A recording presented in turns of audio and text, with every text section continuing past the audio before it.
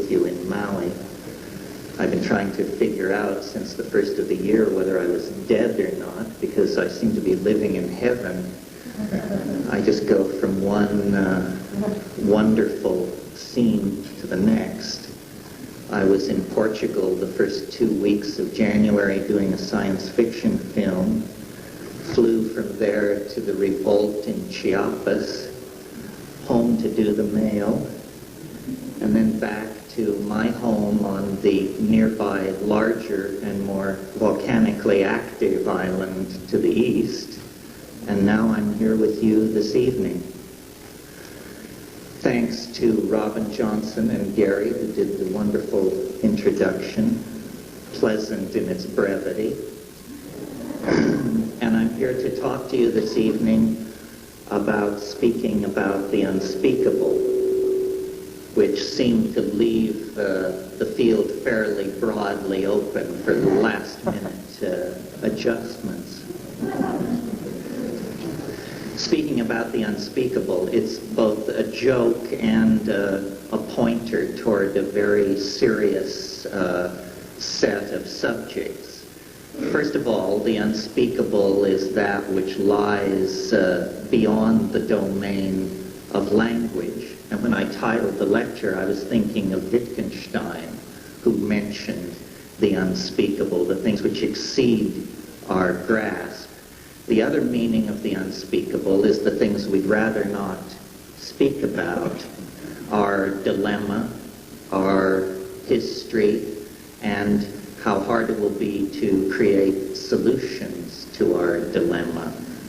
So I thought with those two understandings of the meaning of the unspeakable in place, I would launch myself into a kind of meandering diatribe, which will go on for a while, and then we'll take a break, and then we'll entertain questions from the floor. So that's the basic, that's the format.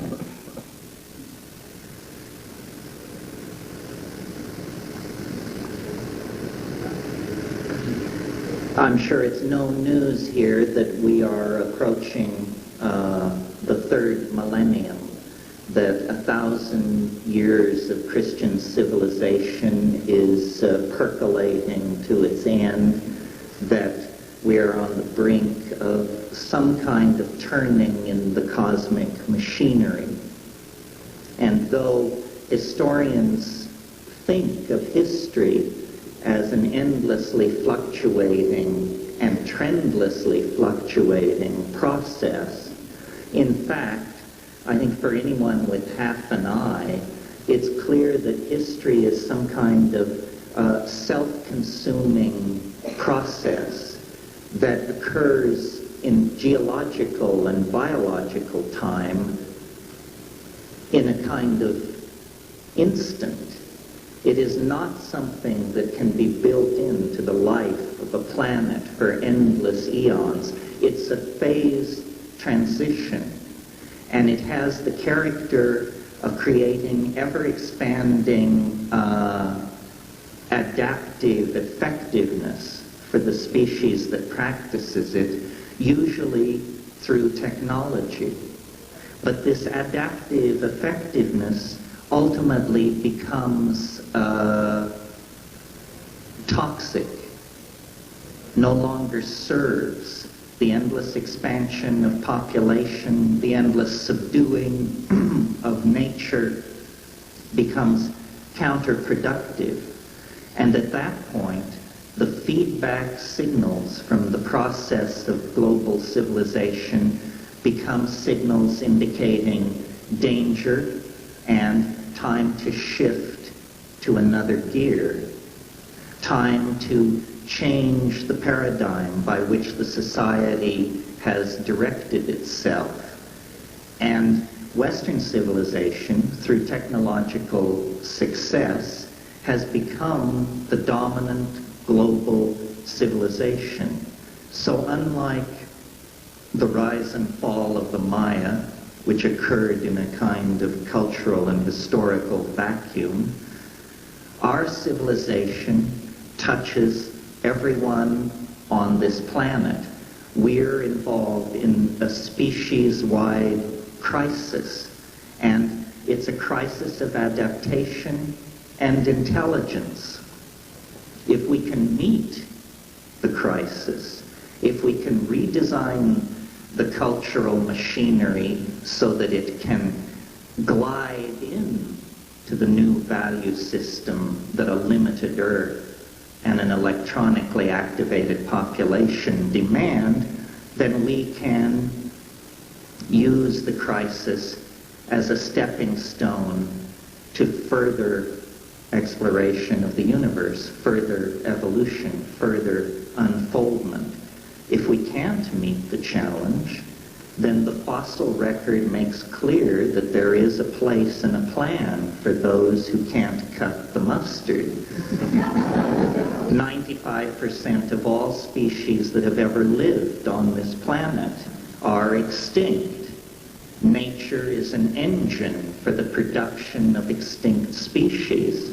And if we are to evade that fate, then we have to rise to the challenge that our history deposits in our laps, because we have been practicing maladaptive technologies, maladaptive ideologies for about 12,000 years now. Well, this is not news to anybody. This just sets the stage. My perspective on this is a little different from many futurists or planners or people who grapple with this, because I believe that the answer to this dilemma and the answer to the contradictions that history confronts us with is a deeper exploration of the psychedelic experience. And the psychedelic experience is something incredibly alien to the Western mind. It is in fact taboo. It is in fact one of these unspeakable subjects promised in the lecture title. It's possible to go from birth to the grave without ever having a psychedelic experience. It's not built into your biology the way orgasm or sleep or hunger or something like that is. It's a physiological option that involves forming a symbiotic relationship with a plant, or post-high technology, with a substance either derived from a plant or probably structurally related to substances within plants. Consciousness appears to be, on one level, a materialistic phenomenon, in that it springs from the physical brain. It springs from the electrochemical processes that go on within organism.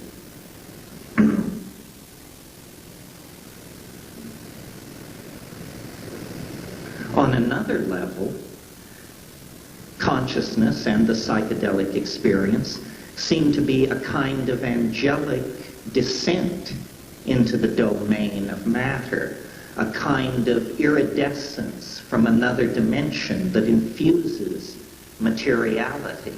This is a great paradox, and it's a paradox that persists right down to the molecular level. Psychopharmacologists know, for example, that by shifting a single atom on the ring structure of a chemically active molecule, it can be changed from being extremely psychoactive to being completely inert. Now, if this is not a proof that consciousness springs from the quantum mechanical level, I don't know what would be. So what that means then, to me, is that matter itself has what Alfred North Whitehead called an appetition for completion. Everything in the universe strives to transcend itself. Everything in the universe has what Whitehead called an internal horizon of transcendence.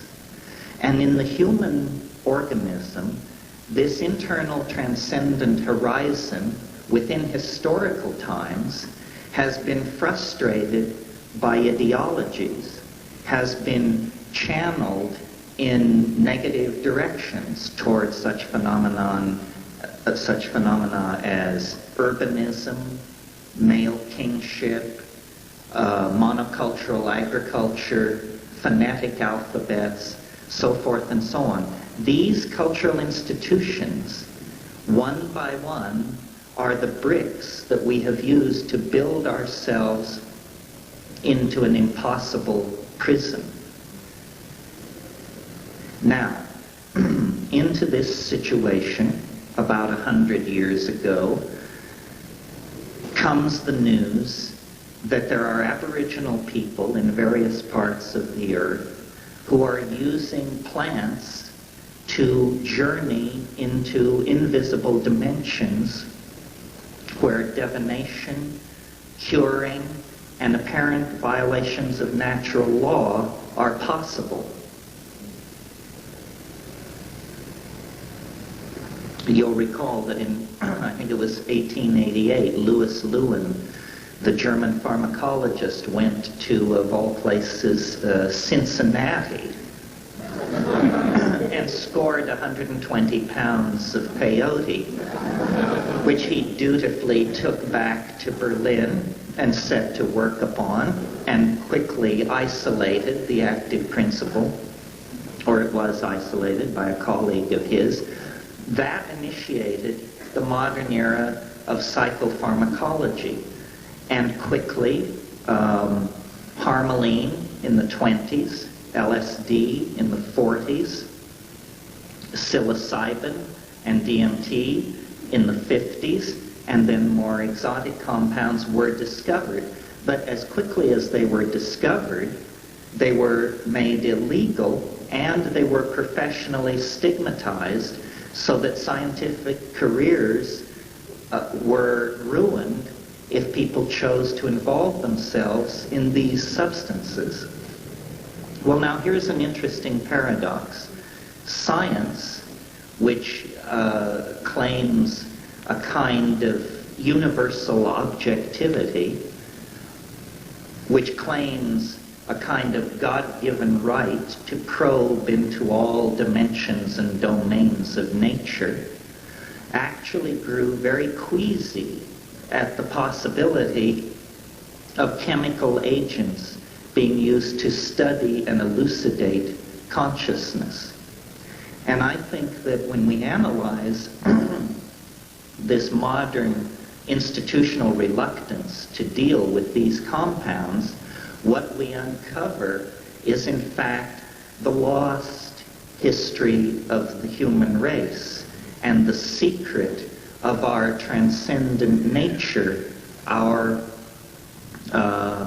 difference from the rest of animal nature is linked to the psychedelic compounds, and so is our sexuality, and so is our peculiar adaptive intelligence. This is the situation, you see, that we are half angels, half animals, half in the dimension of the rest of nature, and half in a dimension which can barely be described, the dimension of globe-girdling information transfer networks, high technology, the elucidation of the inner structure of stars and atoms. A world created by mind, a world created by the operation of abstraction. And this is the great thing which we do. We take data and matter and we elaborate these things into constructs, either physical artifacts, machines, art galleries, cities, or ideological constructs, Marxism, feminism, Catholicism, Zoroastrianism. We seem to be the creature that can download the ideas, the Platonic perfect forms of a higher dimension into the world of matter. And so where we are, there is an interfacing between the world of ordinary nature and some kind of transcendent force.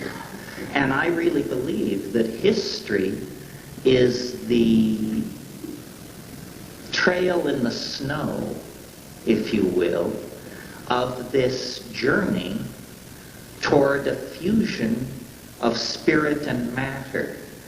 That the alchemical dream of the 16th century, which was the fusion of spirit and matter, was naively believed to be something that a single individual could achieve working alone in some Bavarian laboratory. This is not what it is, I think. I think human history is the alchemical process. The human organism is the prima materia, and our dreams are the goals that guide this process. And we have pursued this path for so long that there now is no going back. The only possibility now is what I call a forward escape. That means where you just put the pedal to the floor and close your eyes and go for it, because there's no going back. And my interest in psychedelics arises from two sources. Number one, the clear evidence available to everyone that societies that use psychedelics practice a kind of dynamic equilibrium with the earth and with the environment. They are stable. That's one factor arguing for the psychedelic experience. The other factor, a much more personal factor, is that it's the only thing I've ever seen which would turn people around as fast as we have to turn around if we're to avoid the fatal momentum of our past mistakes.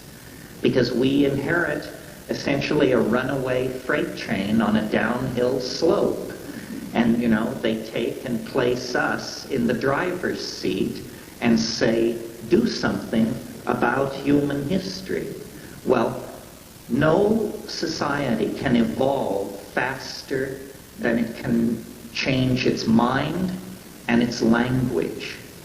So, speaking about the unspeakable means stretching the envelope of what can be said. When new things can be said, new plans can be laid, new directions can be found out of a crisis.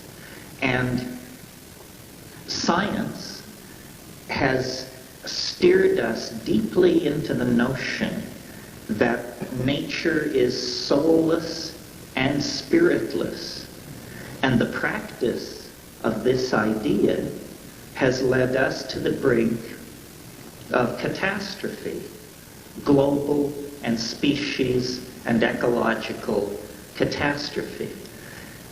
Meanwhile, these Aboriginal societies have been journeying freely to and from the spirit realm through the use of plants for as many millennia as we have been wandering in the deserts of abstraction. Now, these two halves of the human family have to make common cause, because the rainforest shaman and the Manhattan stockbroker are essentially in the same lifeboat with the same set of problems: a dissolving atmosphere, toxic oceans, overpopulation, commercialization of violence, sexism, racism, you name it. These problems are global problems. And they are problems that will not be solved without an incredible leap of imagination.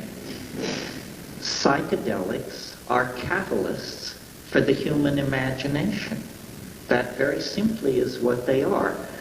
It doesn't say they're good. It doesn't say they are bad. They will catalyze the perverse imagination with the same effectiveness that they will catalyze the Gaian responsible imagination.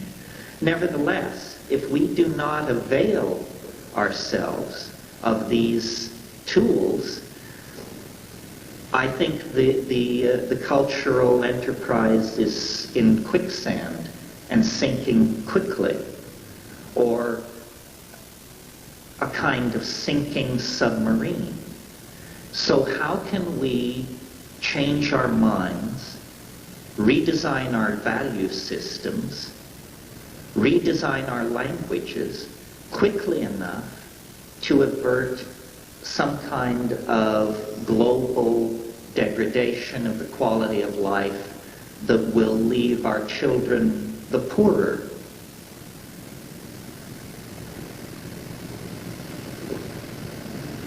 Well, the way to do this, I think, is to get connected up with the rest of nature. Nature is a seamless community of intentionality. Nature is a gene swarm covering the surface of the planet. Biological nature, I'm talking here, is a set of interlocking strategies and intents, the sole purpose of which is to, one, survive, and to, two, maintain creative openness so that there can be further evolutionary advance. All life participates in the multiple feedback loops that homeostatically regulate this thing called nature. Only human beings, under the aegis of our peculiar civilization, have been able to sufficiently insulate themselves through urbanization, through the clearing of land, through special vocabularies, have been able to sufficiently insulate themselves to escape the implication of this natural engine of balance and equilibrium. The way back, then, is to get this Gaian connection. And if hortatory preaching could do it, the Sermon on the Mount would have been the turning point. But clearly that's not the case. I mean, things have gotten considerably worse since the Sermon on the Mount, for my money.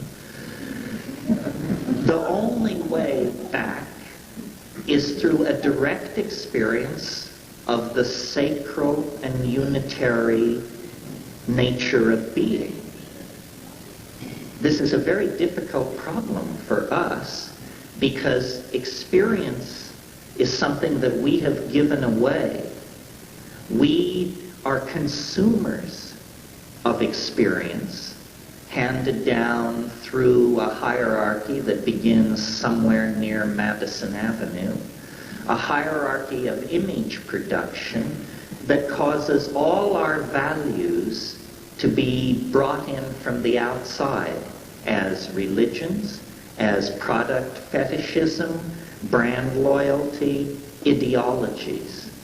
We consume these things the same way we consume petroleum and rice.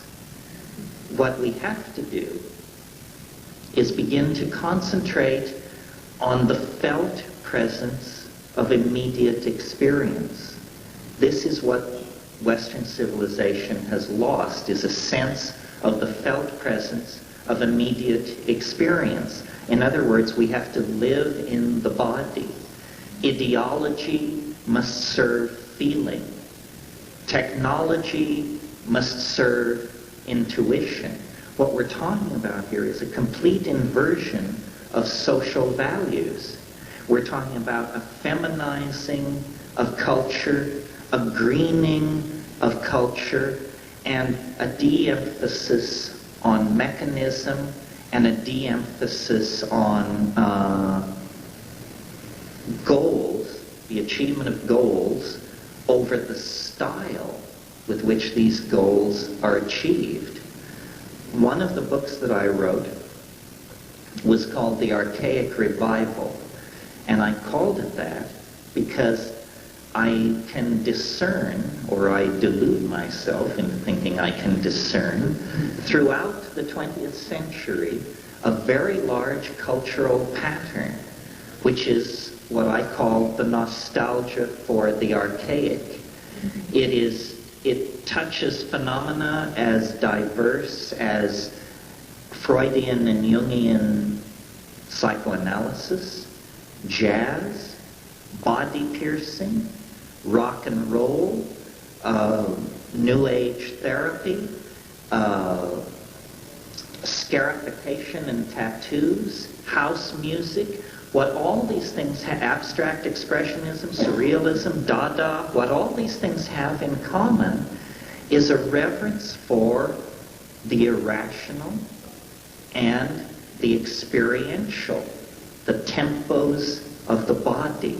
We are, in the 20th century, at last beginning to at least debate the possibility of setting off from Aristotelianism and the world of the Edwardian gentleman.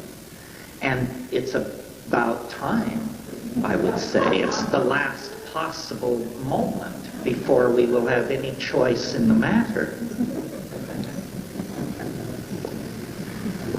And what I left off that list was shamanism and psychedelic plants. Because when you begin to think about archaic life, about what it really meant, the shaman emerges as the paradigmatic figure. The shaman cures, the shaman travels in invisible dimensions, the shaman can rescue souls, the shaman can somehow violate ordinary space and time. And at the center of shamanism is the psychedelic experience. Now, there's a lot of haggling about this in anthropology, but just to let you know where I'm coming from, I believe shamanism without psychedelics is shamanism on its way to becoming religion. Not all shamanisms in the world are psychedelic. Some rely on ordeal, some rely on quote-unquote abnormal personalities. These are forms of shamanism that are drifting toward institutional religion. Shamanism is not, strangely enough, the product of cultural values alone. It's a series of ideas that have been built up around an experience which most people in our society have never had. It's the experience of boundary dissolution, of the collectivity of planetary life, of the presence of strange and alien dimensions filled with intelligence and intent toward humanity. It is, in short, the world of pagan natural magic. And this is the world that beckons in the light of the failure of the cultural models of the last couple of thousand years. Now, it's a matter of great political controversy. Somehow, the changing of consciousness is deemed to be threatening to the state. Now, why is that? Is the state somehow playing a shell game that would be exposed if people were to actually open their eyes? In what way does the expansion of consciousness threaten industrial democracies? I think we need real answers to this. We like to believe we're a free society, but in fact, this is a game of puppet and puppeteer, no different from the game that was played inside the Marxist societies so recently deceased. It is irrational for people to addict themselves to the consumption of products, to money fetishism, and to linear ideologies. All of this is irrational, but it's practiced with a vengeance inside the high-tech industrial democracies. I maintain that we have drifted very, very far from a viable social system, and that in order to return to a viable social system, we're going to have to revivify our archaic styles. This is going on all around us throughout the 20th century, as I said, in an unconscious fashion. But I'm suggesting that we do it in a conscious fashion, and that we admit that hegemony, monotheism, print-created culture, obsession with stuff, that all of these things have played us false. They do not satisfy. And what satisfies is authentic experience. And authentic experience has been made almost impossible inside the world of media manipulated symbols and manufactured ideologies that constitutes the modern world. So what's required then is a radical act of disassociation from these value systems. And what that means is boundary dissolving psychedelic intoxication, allowing the Gaian agenda to manifest itself by dissolving the ego and by standing outside the structures of consumerist society. When this is done by large numbers of people, and I think the fact that we're here this evening means that the agenda is proceeding on time, under budget, when this is done, people will not tolerate the kind of human societies and the kind of allocation of resources that we're witnessing today. The obscenity of great wealth in the presence of great poverty, the obscenity of further destruction of the earth in the presence of spreading deserts and cities, the obscenity of the destruction of our educational system with the knowledge that our children require education more than anything else. All of these failures of will can be overcome if we can connect to our feelings. Because what we are is a person sitting in the corner of a room hitting themselves repeatedly on the head with a hammer. If we could feel what we were doing, we would stop instantly. But we cannot feel what we're doing. We have ideologies, we have excuses, we have government spokesmen, committees, commissions, study groups, white papers, so forth and so on. It's perfectly obvious that Western civilization has shot its wad. It's perfectly obvious that Christianity has produced a nightmare of repression, of anti-human intolerance. It's perfectly obvious that the nuclear family is a cauldron for the production of neurosis and the employment of psychotherapists. It's perfectly obvious that the most destructive drugs we have discovered are peddled freely in every shopping center. It's perfectly obvious that the drugs of transcendence that connect us up to the earth are the drugs that are those who govern us are most interested in repressing. We are living inside an impossible set of contradictions, no less impossible than the set of contradictions the people of the Soviet Union were asked to live under until very recently. How long can we tolerate business as usual? How long can people who drive Mercedes and send checks to Greenpeace twice a year content themselves with the idea that that is a sufficient response to a burning and dying planet? What we have to do, I think, is radicalize our point of view. And what that means is, first of all, a telescoping back. Most people can't tell whether Joseph Goebbels served in the first or second Nixon administration. Most people have no sense of history at all. But when you, and this is a failure of education, plain and simple, but when you pull back 10,000 years, 100,000 years, 1,000,000 years, 100,000,000 years, 1,000,000,000 years, then something emerges that is not taught in the schools, that is not recognized by science, that is never discussed and never mentioned. And that is that the further back in time you go, the simpler the universe becomes, until finally you reach the extraordinary improbability of the Big Bang. This is a moment where the universe, for no reason, sprang from nothingness, according to science.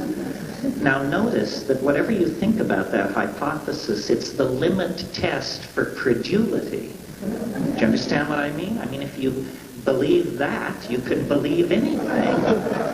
That is the most unlikely proposition the human brain can generate. And yet science holds its forth as axiom one. Axiom one. The universe sprang from nothing for no reason. Well, from that moment on, the universe has been complexifying itself as it cooled. First, it's a plasma of pure electrons. Then, as it cools, atoms form. Electrons can settle into stable orbits around atomic nuclei. As atomic systems aggregate into stars, fusion occurs. Heavier elements are cooked out, among them carbon. 4-valent carbon allows a new world of complexity to emerge, the world of organic chemistry. Out of that possibility emerge long-chain polymers. Out of that possibility emerge self-replicating molecular systems, and out of that comes primitive life, and out of that complex life, and out of that land-based life, and out of that mammals, and out of that primates, and out of that human beings sitting around the campfire, chewing on reindeer hides and chipping flint, and out of that our own immensely complex, planet-girdling, planet-agonizing civilization. Okay, but now notice something about this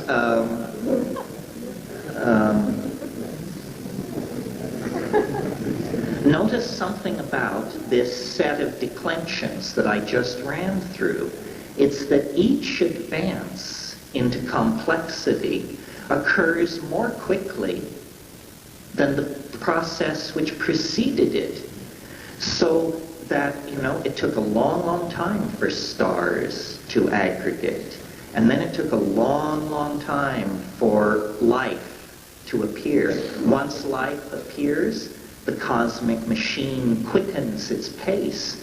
Once the conquest of the land appears, it turns another turn of the spiral and quickens its pace. Once you arrive at human beings, you arrive in the domain of very rapid processes, even from the point of view of biology.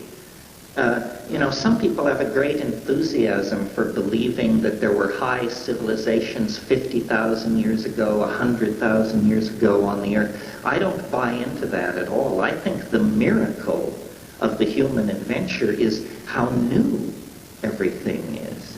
There are people teaching in respectable universities who believe language is 35,000 years old. I mean, try to wrap your mind around that. That means it's as artificial a thing as the electric toothbrush. Language we're talking about here. We are apparently the cutting edge of an ever-accelerating concrescent process. And this is what I was referring to at the beginning of the talk when I said history cannot go on forever. History represents a phase in the development of something, and the conquest of the land represented an earlier phase in the development of that same thing.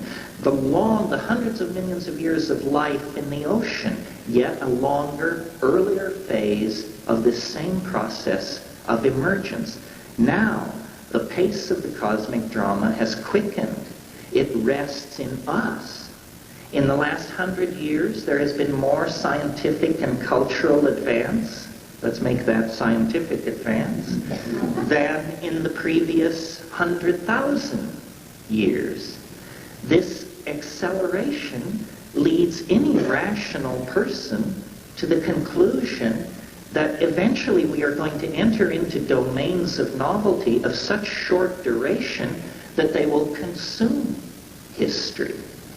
And I believe that this is what the psychedelic experience actually reveals, that you can talk about the Jungian unconscious, you can talk about the maps of the Witoto or the Warane, but that the most effective map of the psychedelic domain is, strange to say, a mathematical map. That consciousness is the conquest of dimensionality. Biology is the conquest of dimensionality. The evolution of organs of locomotion and coordinated eyesight and so forth, these are devices to propel us through three-dimensional space. The mind, in its ability to coordinate data and anticipate situations, is a kind of trans-temporal organ. It is coordinating us in time as well as space. We are growing toward a kind of hyperspatiality, and this is a drama of universal import, because it is all biology that participates in this. Now, this represents a radical change of view to what the myth of our civilization is. The myth of our civilization is that the universe began a long time ago. It will be consumed in entropic heat death a long, long time in the future.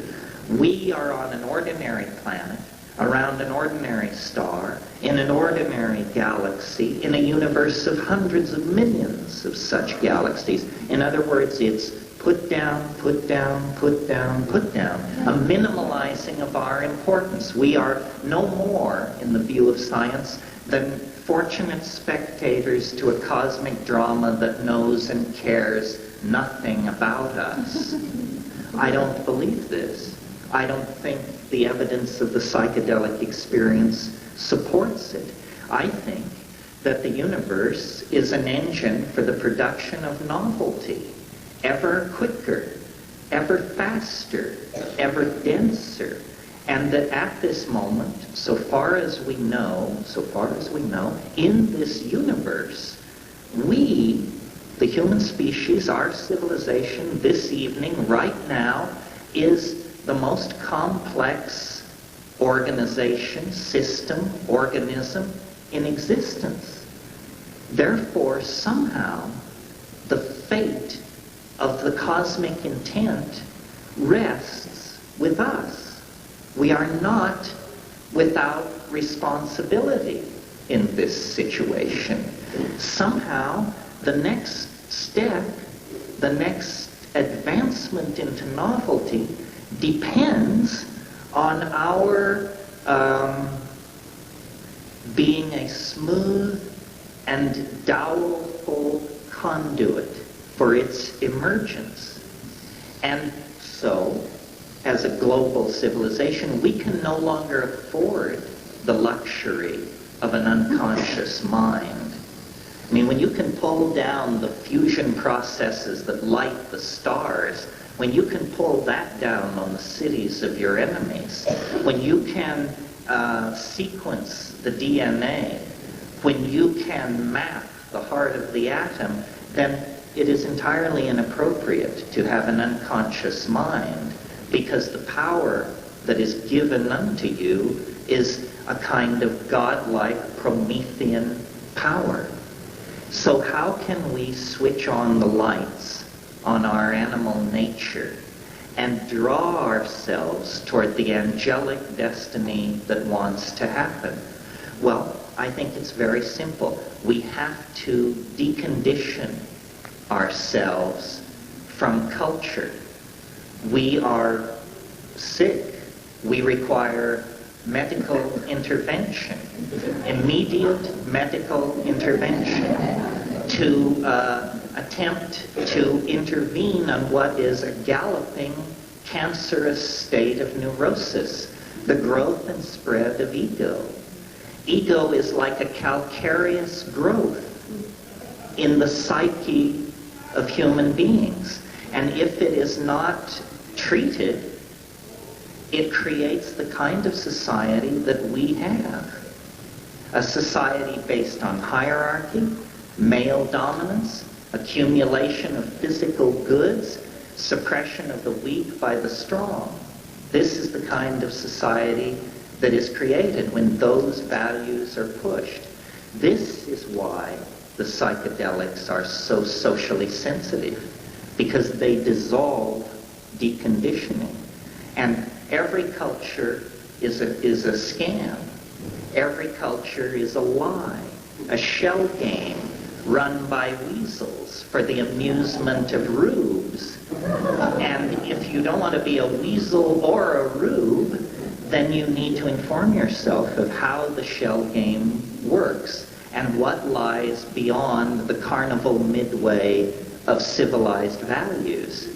And the way to do that is to go back to the plants, to go back to the original gnosis, because it isn't simply that there is some magic in perturbing the chemistry of the brain with psychedelics. Why should that confer wisdom or insight or anything else?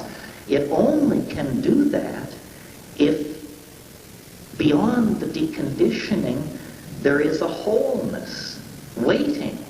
There is a mystery to be revealed. And I think it's the mystery of the Gaian mind. History is what happens to you when you lose touch with the Gaian mind, with the feminine, nurturing, planetary matrix that is the atmosphere and the ocean currents and the biota of the earth. Well, how could we have fallen so far? How could we have gotten into a mess like this? I spent a lot of time thinking about this. Man's fall. What is it? Is it real? Are we still a pristine expression of the will and beauty of nature? Or have we somehow sullied ourselves, somehow fallen from the track? And trying to think as a biologist, an evolutionary thinker, so forth and so on, here's my conclusion based on a lifetime of thinking about this, traveling around, getting loaded, reading, dealing with the data. All primates, and we are primates, all primates have what are called dominance hierarchies. This means the long-fanged, hard-bodied young males kick everybody around. The females, the youngs, the juveniles, the homosexuals, everybody takes their marching order from the male dominators. And we, as we sit here in this room, are deeply and terribly afflicted with these attitudes. But I maintain this has not always been the case, and our peculiar position in nature has to do with a kind of evolutionary accident. Here's what it is. And as I go through it, I hope you understand it's an effort to solve one of the great problems of evolutionary biology, which is, why was it that within a period of time no more than 2.5 million years, the human brain size doubled? Lumholtz, who is an evolutionary biologist of the academic mold, calls the evolution of the human brain the most explosive transformation of a major organ of a higher animal in the entire fossil record. Well, now this is a great embarrassment for evolutionary theory, because notice, this is the organ which created the theory of evolution in the first place. So for it to be inexplicable within the terms of that theory is a little alarming to those who have a big stake in all of this. I maintain that by analyzing objectively what psychedelics do to us, we can understand not only our origins, but our predicament. And here's the scenario. Like all animal species, we reached a kind of evolutionary climax in the canopies of the rainforests of tropical Africa 5 to 6 million years ago, our ancestors. Fruitarian, insect-eating, complex pack signaling as an antecedent to language, and there we rested. Except that the dynamics of the planet dictated that those rainforests would shrink in size and be replaced by grasslands, and we came under nutritional pressure. When an animal comes under nutritional pressure, it has two choices. It can starve to death and go extinct, or it can begin to experiment with new foods. The reason most animals don't ordinarily experiment with foods is because that kind of experimentation leads to exposure to mutagenic chemicals, and that creates mutation, which is generally lethal. Faced with extinction and starvation, we began to experiment with the new vegetables that we encountered in the grasslands of Africa. And in that same grassland environment, ungulate mammals, bison, primitive cattle, so forth and so on, were also evolving. And the dung of those animals is the preferred environment for certain species of mushrooms that elaborate psilocybin. I maintain psilocybin is the missing key to understanding human emergence. The missing link is not a transitional skeleton. The missing link is an environmental factor of some sort. And here's how I think it worked. Psilocybin in small doses increases visual acuity. This has been shown in laboratory situations with graduate students and other test animals. Visual acuity is improved with small doses of psilocybin. You don't have to be a rocket scientist to see that an improvement in visual acuity would have a tremendous impact on a hunting-gathering animal in a situation of nutritional stress.